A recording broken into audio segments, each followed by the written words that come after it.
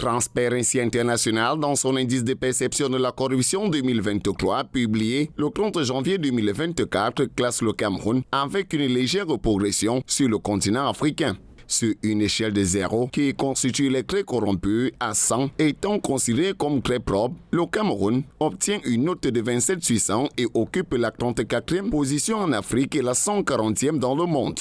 Pour les organisations de la société civile, l'étonnement est complet. Cette légère amélioration ne reflète pas la situation que nous vivons au quotidien. Nous nous demandons même comment Transparency fait pour ressentir cette baisse parce que la situation de manière générale, nous avons l'impression que la corruption est devenue notre seconde nature. C'est le fait ambiant dans tous les domaines de la société, même à l'école, de l'école maternelle à l'université, au niveau des entreprises, partout en fait, c'est tout la société qui est gangrénée par ce fléau. Vous voyez aujourd'hui face à des situations, nous disons on va faire comment? Ça revient. Ceci, c'est la manifestation de notre incapacité face à cette situation. Non? Oui, on peut avoir l'impression qu'il y a amélioration, mais vraiment sur le terrain, on ne perçoit pas cela comme transparence.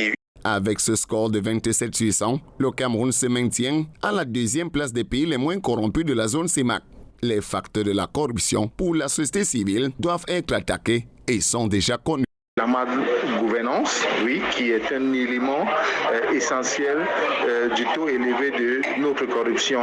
Il faut aussi parler du cadre législatif qui est flou, qui n'est pas assez clair.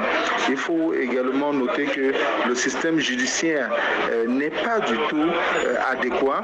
Et puis il y a le manque de transparence et de responsabilisation, ainsi que le manque de liberté de la presse. Des organisations de la société civile qui profitent pour donner quelques axes de solutions. Il faut mener des campagnes de sensibilisation auprès déjà des adolescents. Il faut faire des formations et le renforcement des capacités des employés. Il faut mener aussi la transparence et la mise en place des sanctions sévères contre les éventuels actes de corruption qui doivent bien évidemment servir d'outil et à adopter pour lutter contre la corruption et réduire ses impacts négatifs. Dans son rapport sur l'état de la lutte contre la corruption au Cameroun, la CONAC, Commission nationale anticorruption, estime que le bilan des activités de lutte contre la corruption menées en 2023 montre qu'il s'agit d'une année de réveil.